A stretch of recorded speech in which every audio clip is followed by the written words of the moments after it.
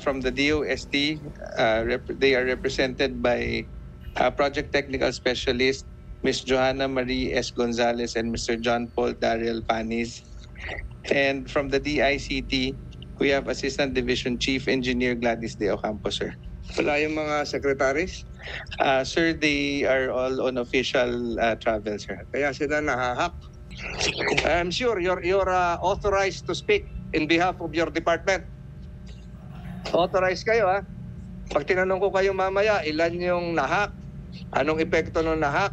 Anong uri ng informasyon? Kaya nyo sagutin yon. So, hindi undersecretary ang kailangan dito.